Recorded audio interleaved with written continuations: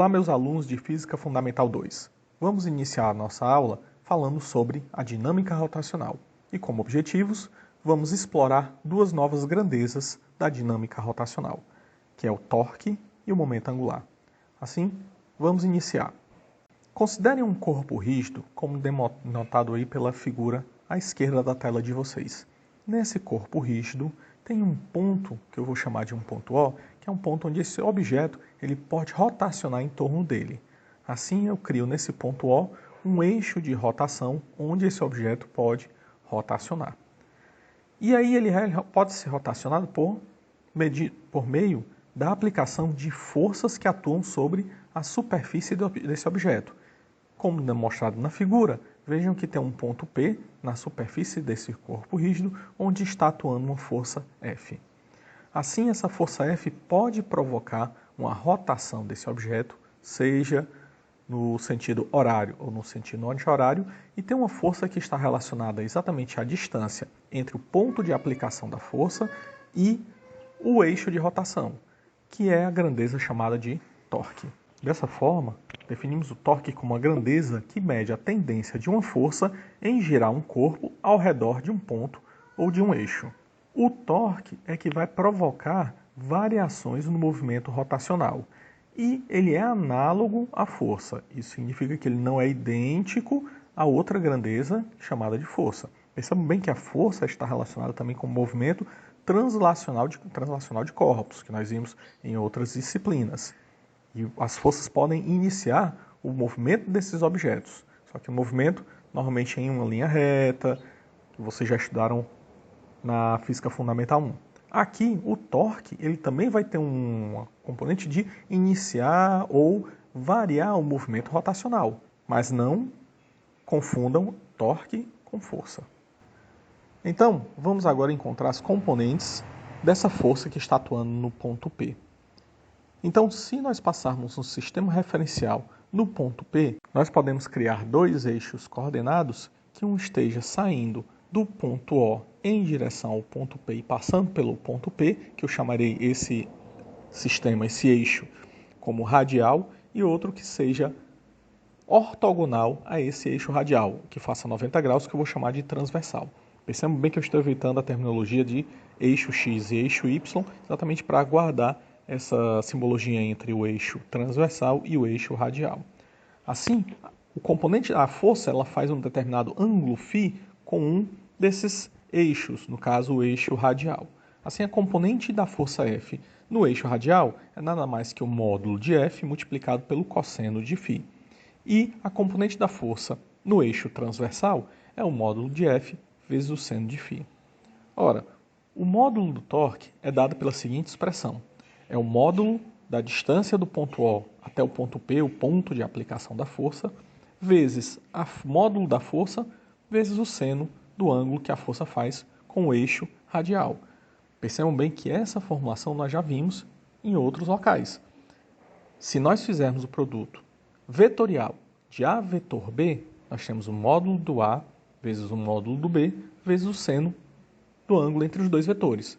Assim, o torque nessa situação é nada mais que um produto vetorial. E como nós sabemos, o produto vetorial de dois vetores, o resultado é um outro vetor.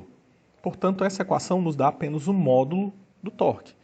E aí, o torque, ou saber qual é o sentido de direção do torque, vai depender daquela regra da mão direita.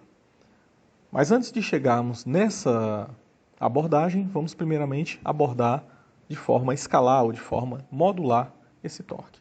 Então, já que nós temos essa situação, nós podemos reescrever o torque como o produto do raio vezes o produto de F vezes o seno de φ. Ora, mas F vezes o seno de φ é nada mais do que a força ou a componente da força no eixo transversal. Assim, eu vou ter que o torque é nada mais do que o produto da distância vezes a componente da força no eixo transversal. Assim, só haverá o torque, ou pelo menos só é provocado o torque, das forças que são transversais ao ponto de aplicação da força, um ponto de aplicação. Então, percebam bem que a força F, tendo essas duas componentes, o F radial R, não provoca nenhum movimento de rotação desse objeto. A única componente que vai provocar rotação é a componente da força no eixo transversal, que aqui está representado por F subscrito T. A unidade do torque é nada mais que o produto, no SI, é nada mais que o produto da distância pela força. E, portanto, a unidade no sistema internacional é o Newton vezes metro, ou apenas também Newton metro. Cuidado para não dizer Newton por metro, que isso é a unidade de outra grandeza. Bom, se o torque é uma grandeza vetorial, a gente precisa, então, fazer algumas convenções em torno do eixo de rotação. Então, obedecendo a regra da mão direita, então, eu espero que vocês, nesse momento, utilizem a mão direita para vocês para fazer esse tipo de situação. O polegar de vocês vai indicar exatamente qual vai ser o sentido do torque. Então, se ele estiver saindo da tela, ou no caso para cima da folha, nós vamos adotar que o torque vai ser positivo. E quando é que o torque é positivo nessa situação? Quando a força faz com que o objeto rotacione no sentido anti-horário. Então, se você observar nessa figura, ou também na figura anterior, a força transversal vai fazer com que o objeto, em torno do eixo de rotação do ponto O, ele gire no sentido anti-horário. Dessa situação, se você rotacionar os seus dedos em torno do polegar, você vai ver que o polegar aponta para cima, o que eu convenciono como torque positivo. Agora, se eu fizer com que a força transversal seja no sentido contrário, eu pegar o menos a força transversal, eu vou fazer com que esse objeto gire em torno do eixo de rotação no sentido horário. Sendo no sentido horário, eu terei então o meu polegar apontando para baixo ou para dentro da tela e, portanto, um torque negativo. Vamos utilizar então essa convenção nos nossos exercícios. Uma outra abordagem que também nós podemos utilizar e que pode ser bastante útil na resolução de alguns exercícios é, em vez de você utilizar e encontrar as componentes da força no eixo transversal e no eixo radial, nós podemos encontrar a linha de ação da força e o braço de alavanca da força F. Mas como assim? Percebam bem que a força também, nós podemos passar uma reta saindo de uma direção do infinito a outra, onde a força F está passando por essa reta.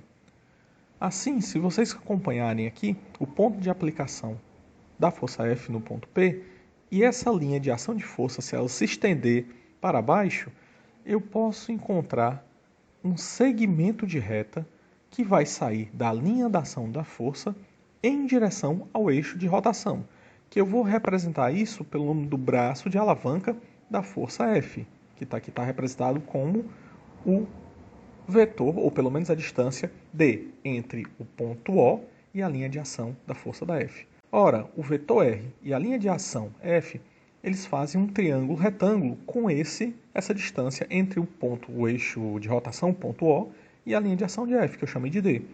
E o ângulo, por ser oposto pelo vértice, o ângulo interno do ponto P também vai ser o ângulo φ. Assim, com esse triângulo retângulo, eu posso criar algumas relações trigonométricas.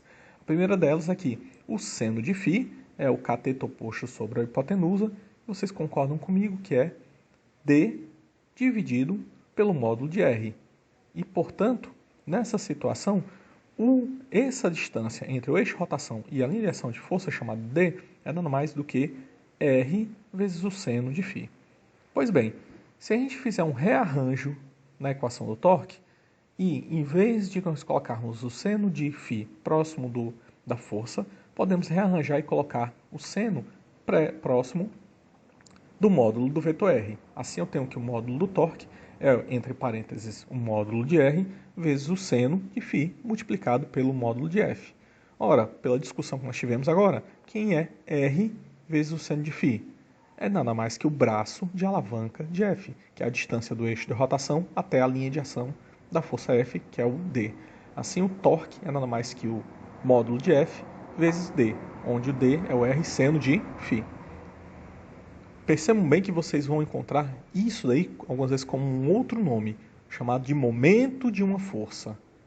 Onde o momento de uma força, como vocês aprenderam, é nada mais que o produto da força em um determinado ponto pela distância onde aquele objeto rotaciona. Pois bem, assim vamos agora avançar um pouco mais no nosso estudo dessa grandeza torque. Então agora eu vou representar um objeto que rotaciona em torno de um ponto O e vou colocar esse ponto O em um sistema coordenado tridimensional, o eixo x, y, z. Então percebam que o ponto P ele tem uma distância r em relação ao ponto de rotação, ponto O, e eu vou aplicar uma força F nesse ponto P. Percebam bem que a linha de ação que passa, ou a reta que passa por R, faz um ângulo θ em relação à força F, e se nós encontrarmos as componentes de F em relação a essa linha de ação e um sistema coordenado que passa em P, eu vou ter componentes de F nos três eixos coordenados. Assim eu vou ter a componente de F no eixo x, F de x na direção y, mais a componente de F em y, na direção j, mais a componente de F e z na direção k. E assim como o vetor distância também tem as suas componentes, Rx na direção y, mais Ry direção j, chapéu, mais Rz na direção k, chapéu. Bom, como eu já alertei para vocês, só relembrando que o módulo desse vetor torque é o produto no módulo da distância, módulo da força, vezes o seno do ângulo entre os dois vetores. Assim, se nós adotarmos isso como sendo um produto vetorial, então tenho que o vetor torque é nada mais que o R vetorial vetor F.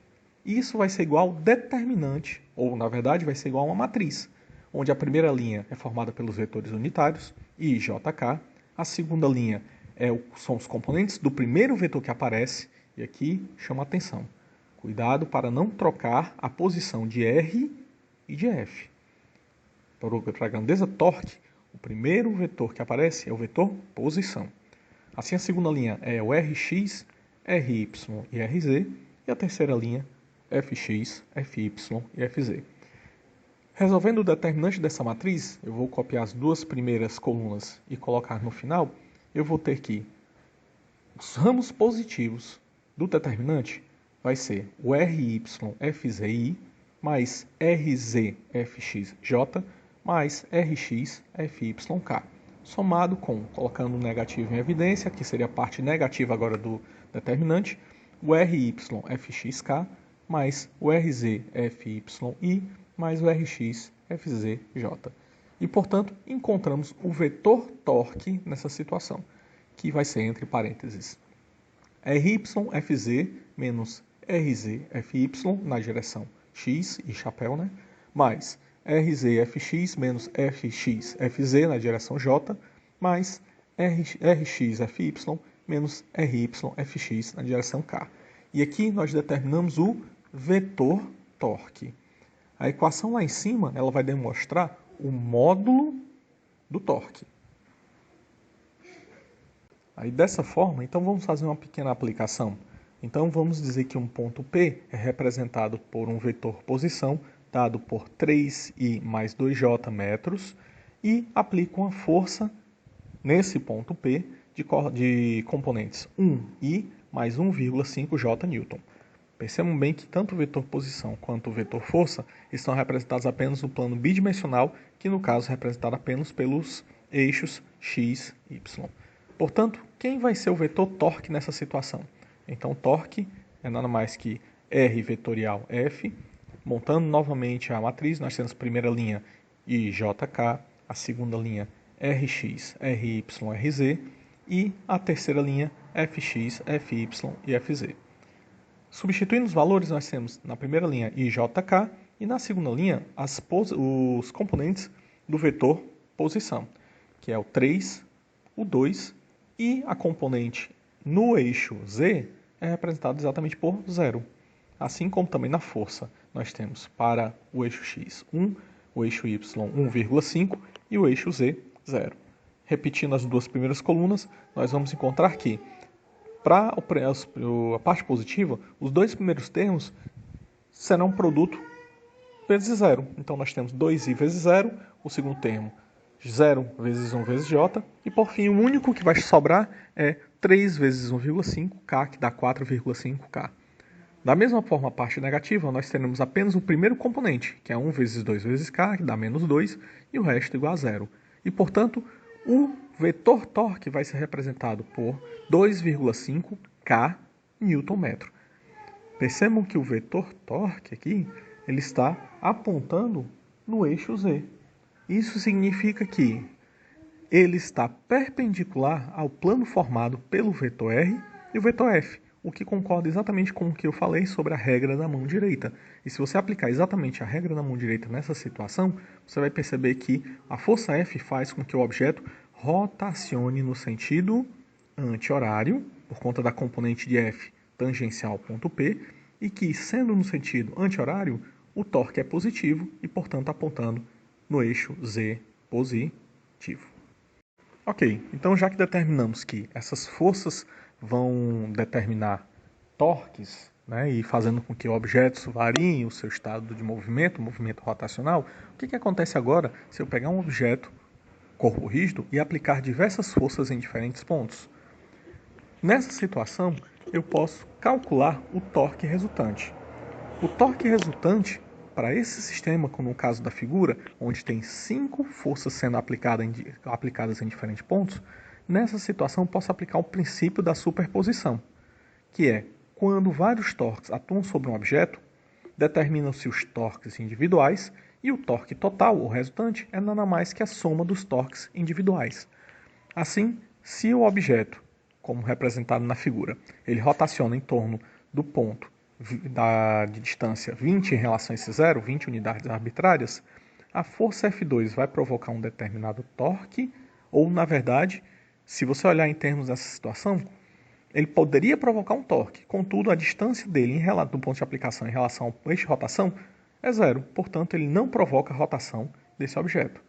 A força F3 faria com que essa barra rotacionasse no sentido horário, portanto, um torque negativo.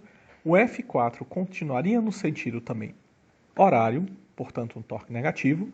O vetor força F5 está radial ao eixo de rotação, e assim não provocaria nenhum torque, e a força F1 estaria fazendo com que o objeto rotacionasse no sentido anti-horário, e, portanto, torque positivo. Então, o torque resultante é nada mais do que o somatório de todos esses torques individuais com base naquela convenção que nós adotamos. E aí, será que a gente pode então fazer alguma relação entre as leis de Newton e o movimento rotacional? Então, vamos fazer agora uma relação entre a segunda lei de Newton e as rotações. Então, vamos considerar novamente essa figura, onde eu tenho um objeto de massa m que está preso por uma barra e que essa barra ela rotaciona em torno do ponto O, que é o eixo de rotação. Então, como vocês já sabem, ele provoca um movimento circular em torno do ponto O, onde a distância do ponto O até a massa m vou chamar de R, e que a força ela vai ter dois componentes, um componente radial e um componente tangencial. Como vocês já perceberam, o componente radial da força não provoca a rotação. Quem vai provocar a rotação é o componente tangencial. Assim, nesse componente tangencial, nós podemos utilizar as leis de Newton para tentar fazer essa relação entre as rotações. Ora, se esse objeto é livre para se mover, então tenho que, pela segunda lei de Newton, a força, ou pelo menos o somatório das forças que atuam sobre um determinado objeto, é igual ao produto da massa vezes a aceleração. Se a gente lembrar também que se esse objeto é livre lá da cinemática rotacional, livre para se movimentar, o vetor aceleração tangencial ele está exatamente tangente à trajetória desse objeto. Assim, a força tangencial é nada mais que o produto da massa do objeto vezes a aceleração tangencial. Contudo, nós encontramos também uma relação entre a aceleração tangencial e a aceleração angular, onde a aceleração tangencial é igual à aceleração angular multiplicado pelo raio.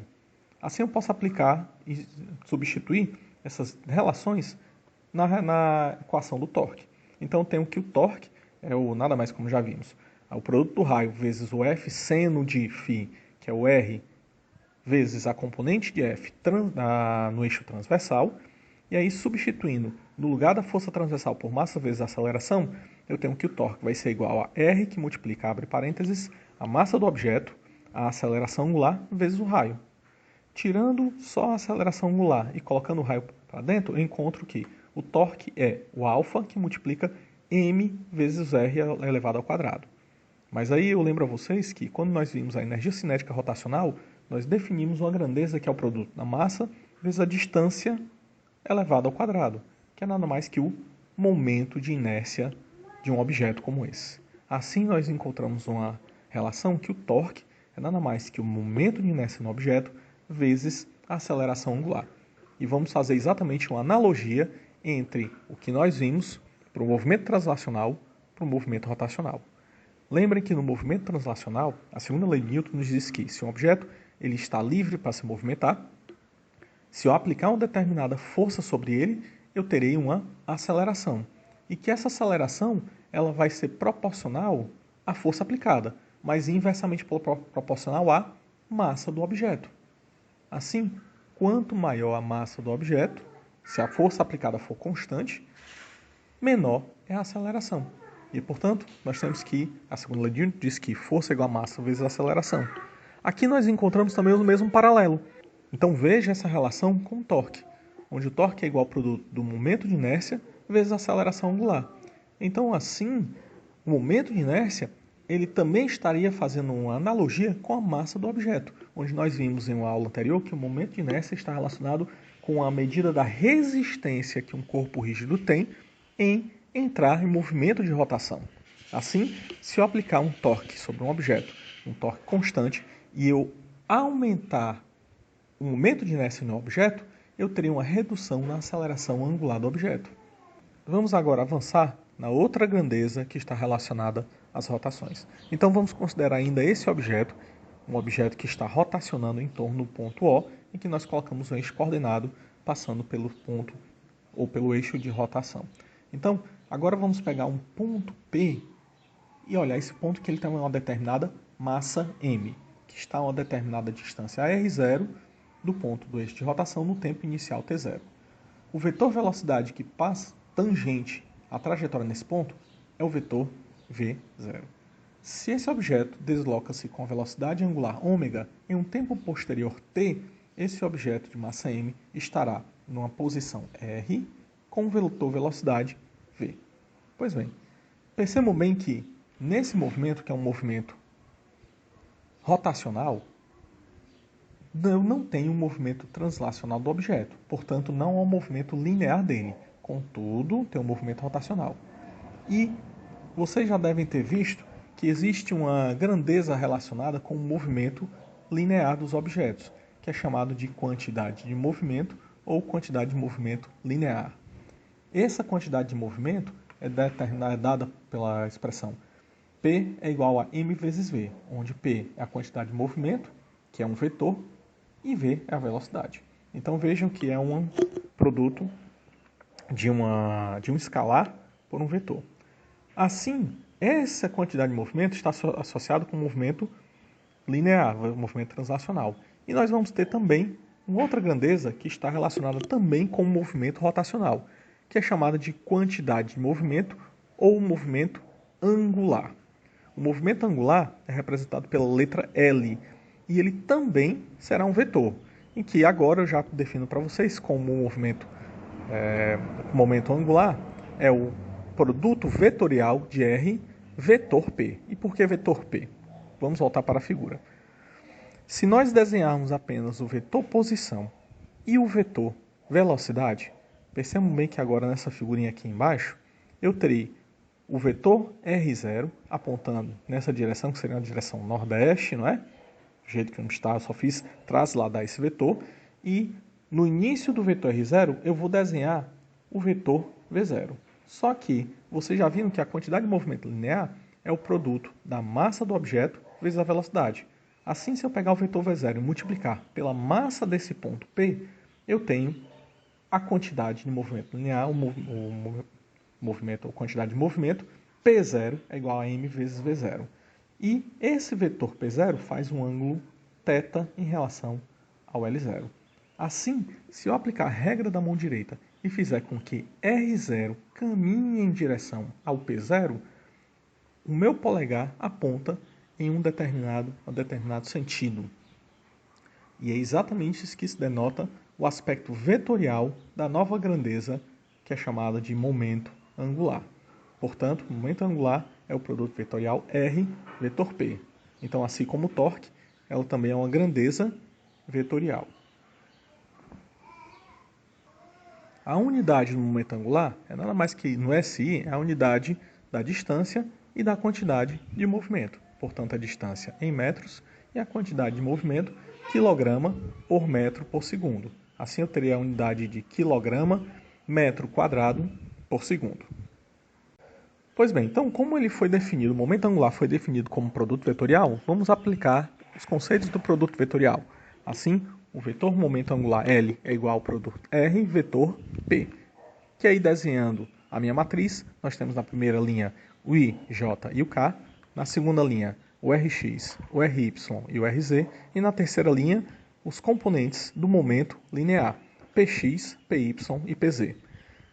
Escrevendo as duas colunas mais à direita, nós vamos encontrar que a parte positiva para esse determinante vai nos definir que o momento angular vai ser RYPZ na direção I, mais RZPX na direção J, mais RXPY na direção K, somado com negativo de abre parênteses, RYPX na direção K, mais RZPY na direção I, mais RXPZ na direção J. Ora, reorganizando os termos entre os I, J e K, nós já encontramos um resultado parecido, mas agora vamos encontrar para o momento angular, que é entre o momento angular é igual a, abre parênteses, RYPZ menos RZPY na direção I, mais RZPX menos RXPZ na direção J, mais RXPY menos RYPX na direção K. Como o momento linear, dependente do eixo, é dado pelo produto da massa vezes a velocidade daquela partícula naquele determinado eixo, então eu posso substituir esse momento linear na minha equação. E, tirando a massa, porque ela é um escalar, nós temos que o momento angular vai ser igual a m, que multiplica o ry vz menos rzvy na direção i, mais m, que multiplica rzvx menos rxvc na direção j, mais m, que multiplica rxvy menos ryvx na direção k. E agora vamos encontrar a relação entre o torque e o momento angular. Vamos relembrar que o momento angular é o produto vetorial entre a distância r e o momento ou a quantidade de movimento linear p.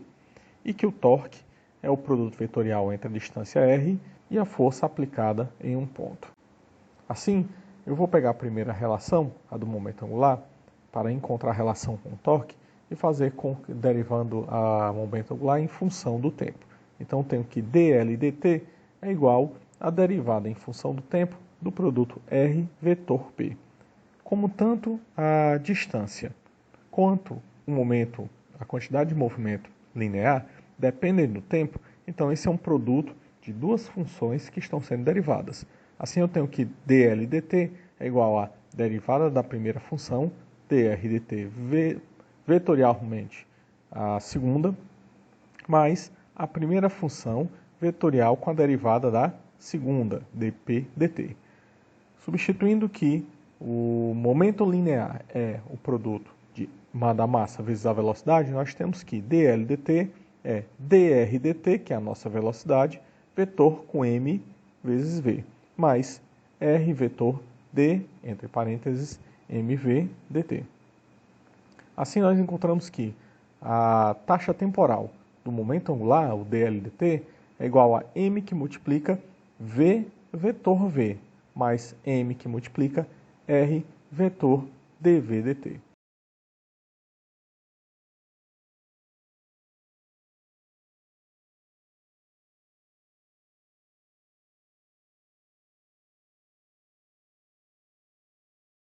Vamos relembrar que o produto vetorial de dois vetores é nada mais que o módulo do primeiro vetor vezes o módulo do segundo vetor vezes o seno do ângulo entre eles. Nessa situação, nós temos que é v vetor v. E, como eles apontam no mesmo sentido, afinal são os dois vetores, o ângulo entre eles é zero. Assim, o ângulo, nós teremos que o seno do ângulo será igual a zero, o seno de zero é igual a zero, e, portanto, o produto v vetor v é igual a zero.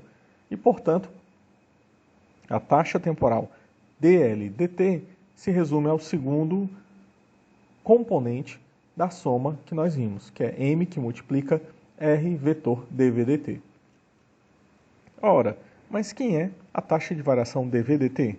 É nada mais que o vetor aceleração. E, portanto, nós temos que dl dt é igual a m que multiplica r vetor a.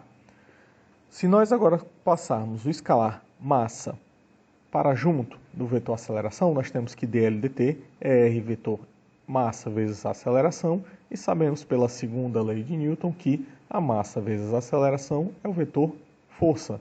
Portanto, encontramos que dl dt é r vetor f, e, portanto, se nós olharmos para o início das nossas relações, o torque é nada mais que o produto vetorial r vetor f. E assim encontramos a relação que o torque é nada mais que a taxa de variação temporal do momento angular, dl dt. E nesse slide eu faço a comparação entre os movimentos translacional e movimento rotacional. Então, nessa figura à esquerda, vocês estão vendo um objeto que esteja se movimentando em torno de uma linha reta que tem uma determinada massa m devido a uma força F. E nós vimos pela segunda lei de Newton, a formulação que Newton fez da sua segunda lei é que a força é nada mais que uma taxa de variação. Taxa de variação do momento linear, ou quantidade de movimento linear, em função do tempo, o dp/dt. Se nós pegarmos esse mesmo objeto e fizermos com que uma força atue não no centro de massa do objeto, mas em um ponto qualquer que esteja a uma distância r em relação ao centro de massa, nós vamos provocar não um movimento translacional, mas um movimento rotacional desse objeto, que nessa situação apresenta-se como um movimento no sentido anti-horário. Lembrando que o torque é nada mais que o produto vetorial de r vetor f, nós sabemos que o torque também é uma taxa de variação da momento angular em função do tempo, é dl dt. Então veja um paralelo novamente, não a igualdade, uma analogia entre a força, que é uma taxa de variação do momento linear em função do tempo, e o torque, que é uma taxa de variação do momento angular em função do tempo. Pois bem, então chegamos ao final dessa nossa aula. Nós vimos a definição de torque, que não é uma força, mas que é uma grandeza que está relacionada à variação do movimento rotacional. E vimos também que esse torque, existem algumas abordagens que a gente pode trabalhar, seja passando uma reta por meio do vetor distância entre o ponto de rotação e o ponto de aplicação da força, ou uma linha de ação da força, formando um braço de alavanca. Vimos também que o torque está associado com o momento de inércia de objetos que rotacionam, que são objetos com corpos, que são corpos rígidos. Aqui nós encontramos a relação do torque com o momento de inércia e com a aceleração angular. E por fim, encontramos a relação entre o momento angular e o torque. E também definimos o que é essa grandeza momento angular. aproveitem e baixem a lista de exercícios e resolvam os exercícios sobre torque e momento angular. Até nosso próximo encontro.